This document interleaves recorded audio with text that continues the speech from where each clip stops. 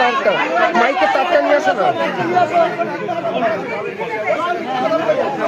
ততদিন আমরা কি করবো? আমরা ততদিন কি করবো? হ্যাঁ, অভয়ার বডিটাকে আপ্রাণ আটকানোর চেষ্টা করেছিল মীনাক্ষীরা, কিন্তু পারেনি, শেষ রক্ষা করতে পারেনি। সেখান থেকে তড়িঘড়ি পোস্টমর্টেম হয়ে যাওয়ার পরে, তার বাড়িতে পৌঁছানোর পরেই সেখানে দায়িত্ব নিয়ে নেয় সোমনাথ দে, এবং সে তড়িঘড়ি শ্মশানে নিয়ে যায় পানিহাটি। সেখানে 3 থেকে 4টি লাশ ছিল, কিন্তু সেই লাশগুলোকে টপকে এই অভয়ার দেহটা পোড়ানোর জন্য বন্দোবস্ত পাকা করে দিয়েছিল, যাতে আর দ্বিতীয়বার পোস্টমর্টেম না হতে পারে, প্রমাণ আর যেন সামনে না আসে। আর তার পুরস্কার স্বরূপ তিনি চেয়ারম্যানশিপ পেয়েছেন। হ্যাঁ, এটাই তো তৃণমূলের কালচার। যে যত দুর্নীতি, যে যত রাহাজানি, যে যত অনৈতিক কাজ করবে তার প্রমোশন হবে। সেই সোমনাথ দে আজকে নাকানি চোবানি খেলো। এই একটুখানি ঝলক দেখলেন, সম্পূর্ণটা দেখাবো। নিজের যে এলাকা, সেখানকার সরকারি পরিষেবা দিতে ব্যর্থ, এবং মানুষ যেভাবে রেড়ে করে উঠছে এবং বলছে যে ধৈর্যের বাঁধ আপনি ভেঙে ফেলেছেন, ভেঙে দিয়েছেন, সুতরাং এখন আপনাকে এটাই দেখতে হবে। বুঝতে পারছেন, জনতা ক্ষেপছে, চারিদিকে এই বার্তাটাই যাচ্ছে যে মানুষ কিন্তু তিতিবিরক্ত এই সরকারের আমলে। সুতরাং একটু দেখুন এবং অনেক বেশি পরিমাণে শেয়ার করে মানুষকে দেখার সুযোগ করে দিন, কারণ 2026-এর নির্বাচনে এদের ফিরে আসা মানে সলিল সমাধি এমনিই হয়ে গেছে, আর উত্তরণের পথ এই পশ্চিমবাংলা দেখবে না। সবাই মিলে না, একজন একজন করে কথা বলো না। তারটা মাইকে তারটা নিয়ে আসো না। ততদিন আমরা কি করবো? আমরা ততদিন কি করবো? হ্যাঁ,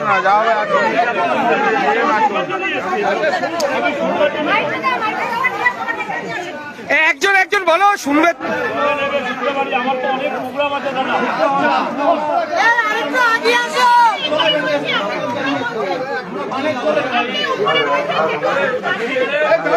একজন একজন রিমা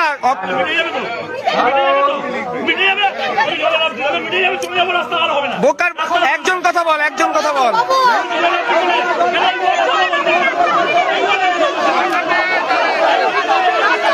ধৈর্যের বাঁধ ভেঙে গেছে বলে বলছে।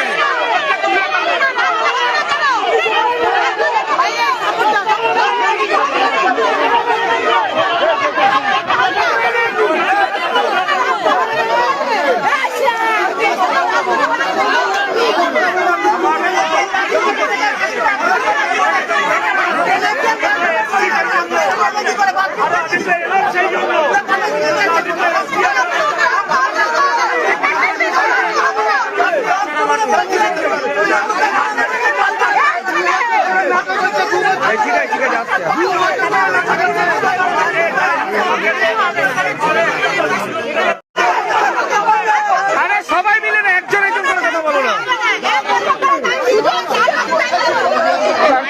তারটা মাইকে তারটা নিয়ে আসো না।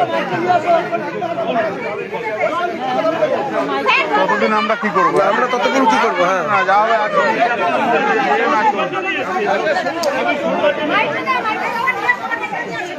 একজন একজন বলো, শুনবে।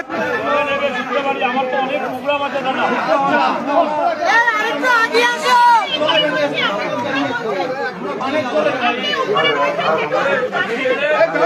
একজন একজন রিমা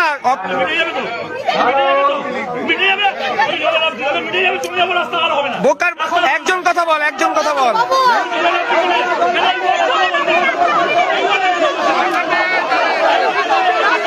ধৈর্যের বাঁধ ভেঙে গেছে বলে বলছে।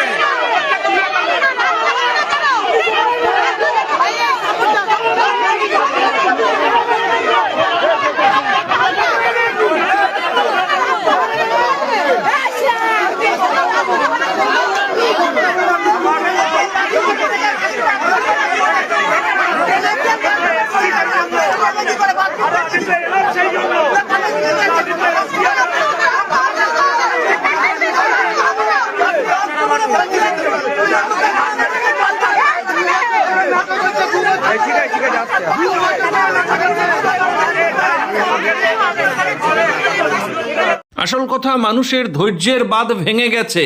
যেভাবে তাকে চেপে ধরলো এই স্থানীয় মানুষজন, তাতে ভালো করে বুঝতে পারছে এদের আগামীর দেওয়াল লিখনটা কি।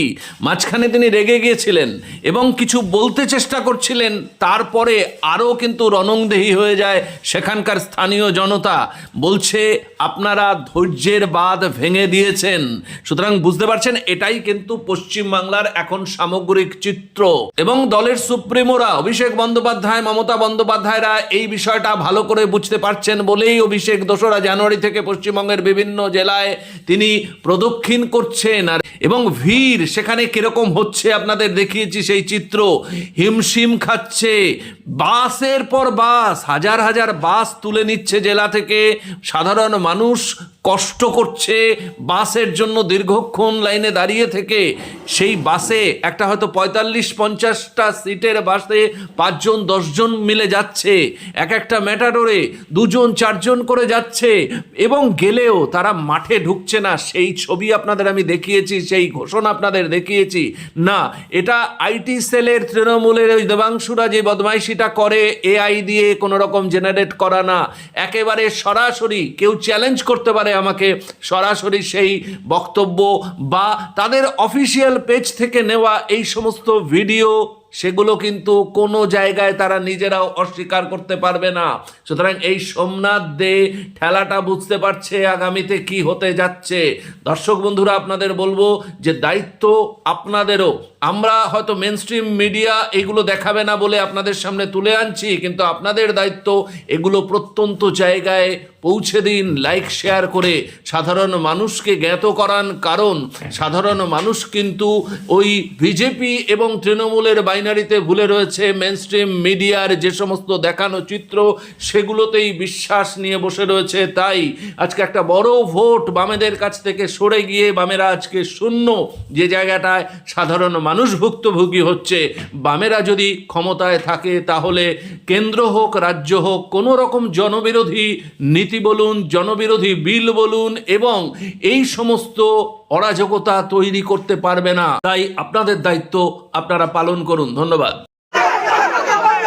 আরে সবাই মিলে না, একজন একজন করে কথা বলো না। তারটা মাইকে তারটা নিয়ে আসো না। ততদিন আমরা কি করবো? আমরা ততদিন কি করবো? হ্যাঁ, না, যা হবে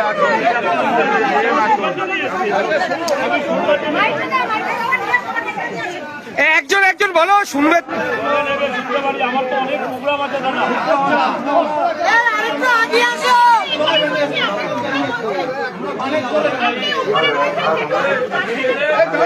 একজন একজন রিমা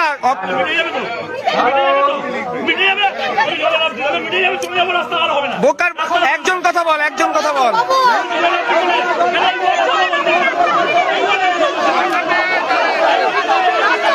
ধৈর্যের বাঁধ ভেঙে গেছে বলে বলছে।